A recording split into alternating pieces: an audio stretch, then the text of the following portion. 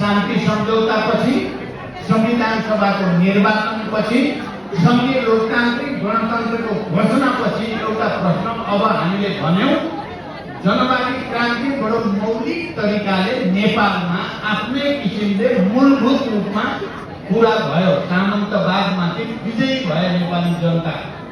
नेपालका उत्पीडित वर्ग, जाति, क्षेत्र, लिङ्ग, समुदाय सबै दलित, महिला, आदिवासी, मधेसी, मुस्लिम, थारू सबैको संयुक्त ताकतको अगाडि सामन्तवादले घुँडा टेक्नै पर्यो। राजतन्त्रको अन्त्य भनेको सामन्तवादको राजनैतिक संस्थाको अन्त्य हो र गणतन्त्रको नयाँ युगमा हामी प्रवेश गर्यौं। तर अब हामीले भन्यौं कि अबको बाटो हाम्रो संविधानमा पनि भनियो समाजवाद उन्मुख हुनेछ अब राज्य भनेर संविधानमा नै लेखियो।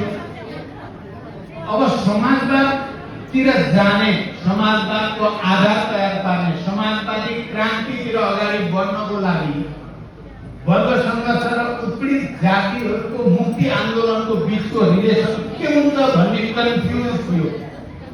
एक खालको विभ्रम। जनवादी क्रान्ति कालमा त ठिकै हो, अब समाजवादको नयाँ चरणमा हामी साम्राज्यवादका विरुद्ध, दलाल नोकरशाही पुँजीवादका विरुद्ध सङ्घर्ष गर्नु छ।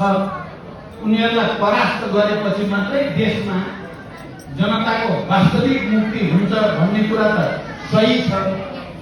तर त्यो समाजवादी क्रान्तिमा उत्पीडित जातिको, उत्पीडित क्षेत्रको, उत्पीडित समुदायको सहभागिता कस्तो हुन्छ भन्ने प्रश्नमा जनवादी क्रान्तिको कालको जस्तै हुन्छ कि यस समाजवादी क्रान्ति कालमा फरक हुन्छ भन्ने बारेमा कहीँ न कहीँ कन्फ्युजन, एक खालको विभ्रम थियो।